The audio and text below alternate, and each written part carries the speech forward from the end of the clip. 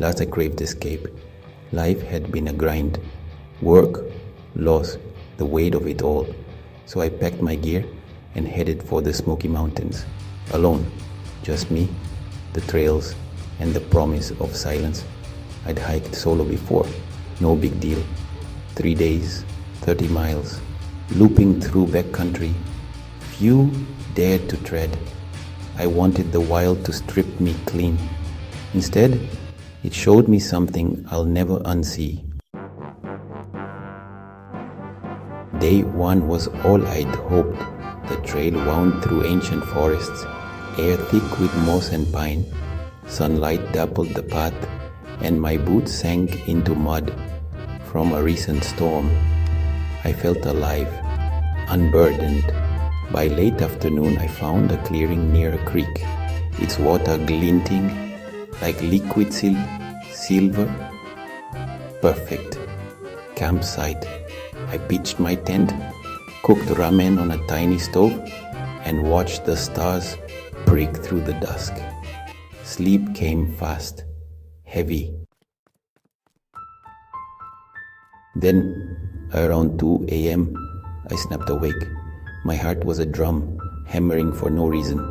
The air inside the tent was wrong, stale, heavy, like I was breathing someone else's breath. Outside, the creek's babble had stopped.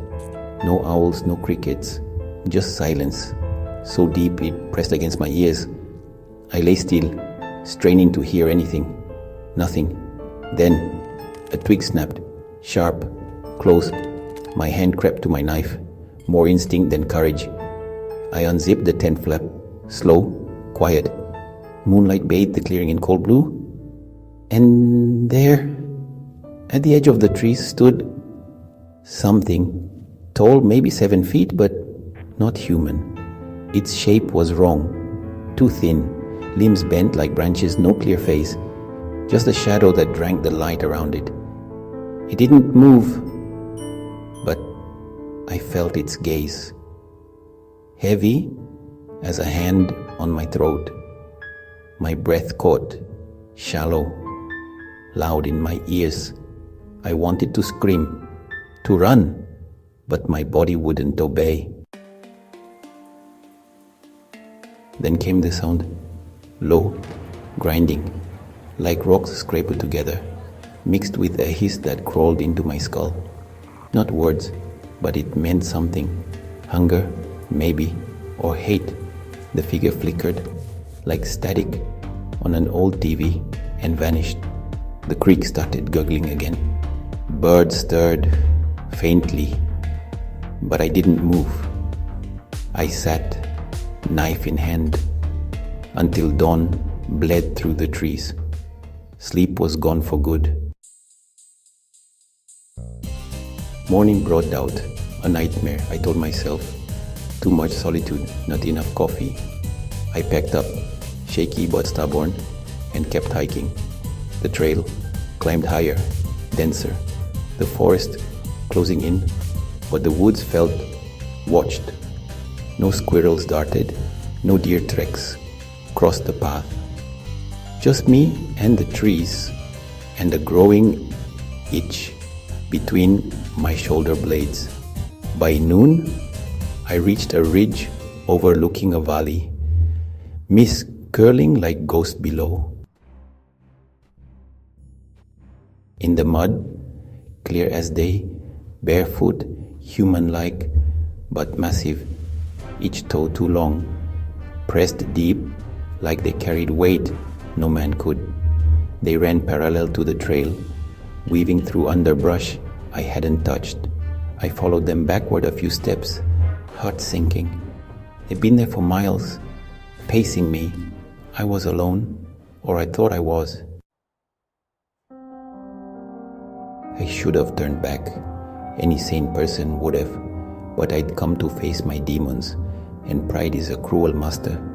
I pushed on, aiming for a second campsite near an old stone wall, ruins from settlers long gone. The air grew colder as the sun dipped, unnatural for fall, like winter had slipped through a crack. I set up my tent, hands fumbling, and built a fire to keep the dark at bay. That's when the whispers started. They weren't human, not voices exactly, but a hum, low and threaded with intent. They slithered through the trees, circling now close, now far. I strained to catch words, names maybe, or warnings, but they dissolved like smoke.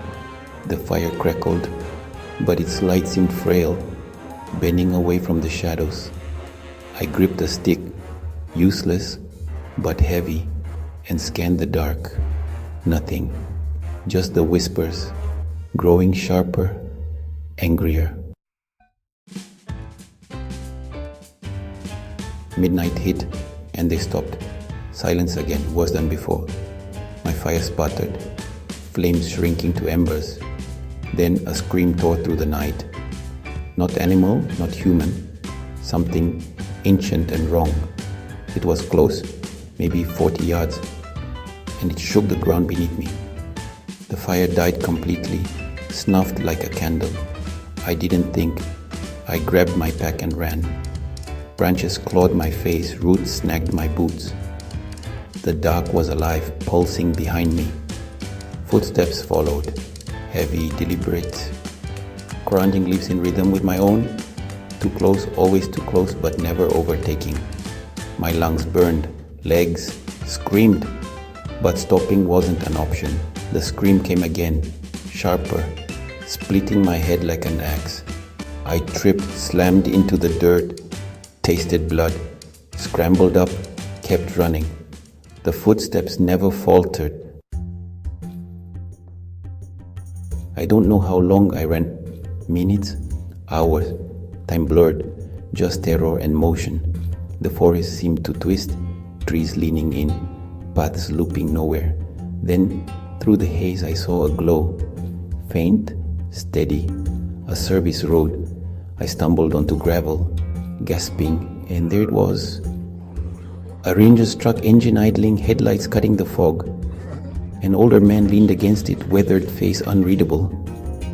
He took one look at me, torn clothes, wild eyes, and opened the door. "Get in," he said. "No questions." I collapsed in the passenger seat, babbling about shadows, screams, footprints. He drove slow and calm toward the trailhead. Didn't interrupt, just nodded.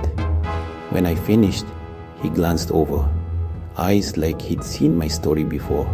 "Some places out here," he said, "they don't let go. You're lucky you walked out." He dropped me at my car. Dawn, barely breaking. I never got his name. Never went back for my tent. I've tried to rationalize it. Hallucinations, dehydration, a cougar I didn't see. But those prints were real. That scream wasn't a dream.